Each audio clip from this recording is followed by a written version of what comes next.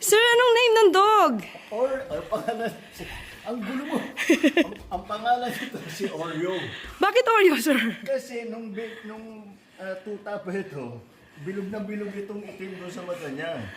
So, nung nag-iisip yung mga anak ko kung ano yung gagawin pangalan, sinabi mo kang may Oreo siya sa mata niya, kaya Oreo ang naging pangalan. Ay, naku. Anyway, sir, nandito na ako. Gusto ko na rin po ang kamustahin. Kamusta na po kayo ngayon? Okay na.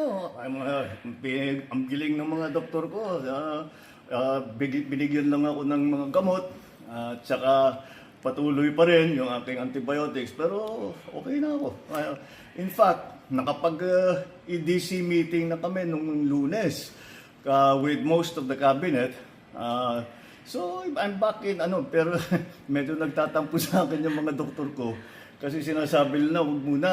Sabi ko, hindi ko naman pwede pagantayin lahat ng mga nangyayari. So, tinuloy ko na lang. And tomorrow, I have some meetings in the office. And tuloy-tuloy na. Pero sir, nabanggit sa akin ni Sec Dave, meron daw kayo na paniginipan. No. Parang may namimiss yata kayong food. Dahil, ang pala rito, kailangan for a few days, hindi ko pwedeng kumain ng solid food para matanggalan ng stress yung bituka mo. So, puro sabaw lang ako. Kaya nanaginip ako yung isang gabi. Sabi ko sa doktor, pwede na ba akong kumain ng kung ano-ano? Kasi nanaginip ako, nakakain ako ng steak. Yun lang ang iniisip ko. Pero hindi pa pwede. Hindi pa, ngayon pwede na. Pwede ngayon na. Pwede na. Ayan. Oo. Good news na yan. Kumain na ako ng hamburger. Ay na. Well, anyway, sir, namimiss na kayo na ibang mga taga-media. Sabi nila, ba't hindi nakarating si Pangulo sa awards rights ng mga outstanding government workers? Oo nga. Hindi ako nakarating dahil meron pa akong gagawin. Pinapunta ako sa nagkonsulta na nandito yung mga doktor. Nagkonsulta sila para tignan na talagang maayos. Kasi nga nagrereklamo sila na dapat magpahinga ako. Sabi ko, hindi ako pwedeng magpahinga. Hindi ako kasama dyan sa mga pahinga. Huwag mo sana.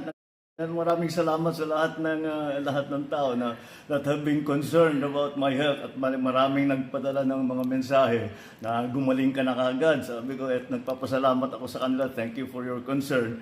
But I said I got the best the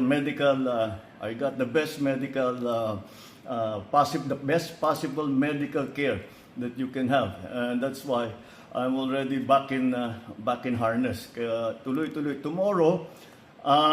Gusto ko nang batiin yung PNP natin dahil bukas PNP anniversary the creation of the PNP, and I wanted to greet them all. In fact, I made a video of that earlier today.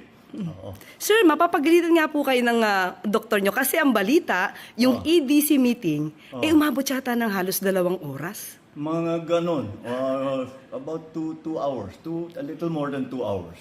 After the EDC meeting, sir, ano yung maaari nating ibigay na magandang balita sa ating mga kababayan? Well, ito yung usually Economic Development Council, which is under the DepDev, Department of Development, DepDev.